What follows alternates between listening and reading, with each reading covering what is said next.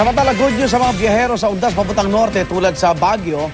Mas mabilis na raw ang biyahe simula sa Huwebes dahil magbubukas ang bahagi ng isang bagong expressway. Ang dating 6 na oras o higit pang biyahe mula Maynila, di na raw aabuti ng 4 na oras sa tulong ng T-Flex o Tarlac Pangasinan La Union Expressway. Saksi si John Consulta.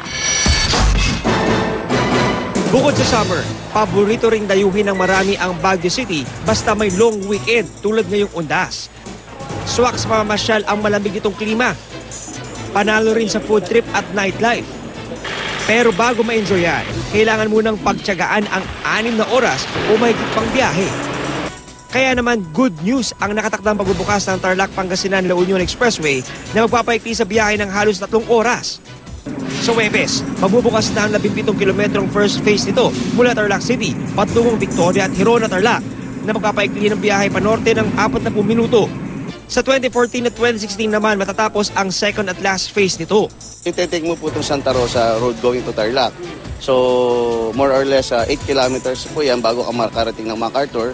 May traffic to consider po nandyan lalo na po ngayong undas. No, so by using po itong ating T-Flex ngayon pagbukas, mas mapapabilis po yung ang travel ng ating mga motorista going north. Mabilis ang biyahe dahil hindi nadadaan sa mga masisikip na bayan sa Luzon. May nakaantabay pang towing services at iba pang serbisyo para sa mga aberya. Itong ating ambulance services dito, capable na po siya ng advanced life support. And at the same time, kaya natin na rumisponde in times na meron tayong mga pin down, may mga crushed vehicles, may mga pasyente na pin down na capable na po tayo mag-extricate ng pasyente. Sa mga bibiyahe naman patungong Visayas at Mindanao, handang-handa na rin ang bagong Manila North Port Passenger Terminal na binuksan ni Manila Mayor Joseph Estrada. Bukod sa di-aircon, mas marami ng 2 milyon ang kayang i-accommodate ito kumpara sa lumang terminal. Mas mabilis din ang sistema ng pag-check-in at pagkasakay ng mga pasahero at high-tech ang imported luggage scanner.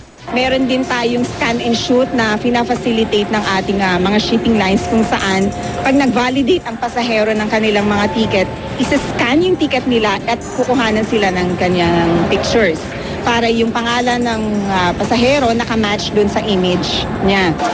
Sa Araneta Center Bus Terminal naman, maluwag pa ang reservation ngayong araw pero inaasahang darami na ang biyahero bukas. Dahil long weekend mula 1 ng Nobyembre, inaasahan na ang dagsa ng mga mag-withdraw sa mga ATM. Pagtitiyak ng Bangko Sentral ng Pilipinas, 24/7 ang serbisyo ng mga ito. Ako si John Consulta, ang inyong saksi.